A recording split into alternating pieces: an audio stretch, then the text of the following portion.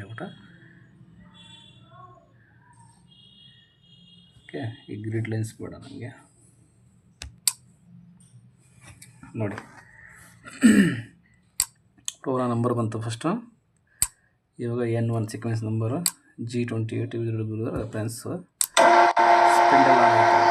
ನಾನು ಈ ಸೌಂಡನ್ನ ಆಫ್ ಮಾಡ್ತಾಯಿದ್ದೀನಿ, ಸೌಂಡ್ ಆಫ್ ಮಾಡಿದ್ದೀನಿ, ಮಷಿನ್ ಸೌಂಡನ್ನ ನಿಮಗೆ ಸ್ವಲ್ಪ ಕ್ಲಿಯರಾಗಿ ಗೊತ್ತಾಗಲಿ ಅಂತೇಳಿ ನಾನು ಹೇಳೋದು. ಇವಾಗ ಸ್ಪಿಂಡಲ್ ಸ್ಟಾರ್ಟ್ ಆಯಿತು 2000 RPM ಅಂದರೆ ಕ್ಲಾಕ್ ಡೈರೆಕ್ಷನ್ ಸ್ಪಿಂಡಲ್ ಸ್ಟಾರ್ಟ್ ಆಗಿದೆ. ನೆಕ್ಸ್ಟು ಇವಾಗ ಟೂಲ್ ನಂಬರ್ 1 ಮತ್ತು ಜಾಮೆಟ್ರಿ ನಂಬರ್ 1 ಆ್ಯಕ್ಟಿವ್ ಆಯಿತು.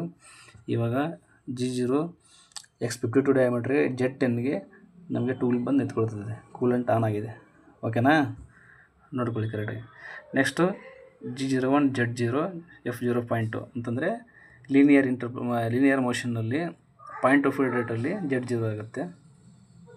ಓಕೆ, ಇವಾಗ G01 X-1 F0.15 X-1ವರೆಗೂ 0.15 ಫೀಡ್ ರೇಟಲ್ಲಿ ಬರ್ತದೆ. ಇವಾಗ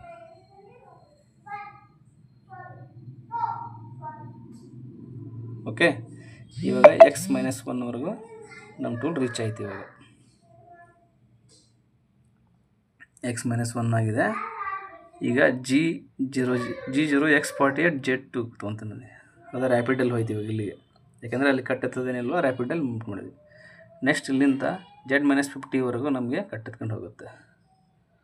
ನೋಡಿ 48 ಡಯಾಮೀಟ್ರಿಗೆ ಅಂದರೆ 2 mm ಕಟ್ ತೊಗೊಂಡು ಹೋಗ್ತಾ ಇದೆ 50 mm ಇವಾಗ. ಓಕೆ, ಇವಾಗ X52ವರೆಗೂ ಮೇಲೆ ಹೋಗುತ್ತೆ. ಇಲ್ಲಿಂದ Z10 ಸೇಫರ್ ಪೊಸಿಷನ್ಗೆ ರ್ಯಾಪಿಡಲ್ಲಿ ಬಂತು. ಮತ್ತು ಕೂಲೆಂಟ್ ಆಫ್ ಆಯಿತು, ಹೋಮಿಂಗ್ ಪೊಸಿಷನ್ ರಿಟರ್ನ್ ಆಯಿತು. ಟೂಲು ಹೋಮಿಂಗ್ ಪೊಸಿಷನ್ ರಿಟರ್ನ್ ಆಯಿತು. M01 of stop, M30 end. Okay, ಇದನ್ನು ನನಗೆ ನಿಮಗೆ ಆಟೋದಲ್ಲಿ ರನ್ ಮಾಡಿ ತೋರಿಸ್ತೀನಿ. ಸೌಂಡ್ ಆನ್ ಮಾಡಿ ನೋಡಿದ್ದೀನಿ ಸರ್.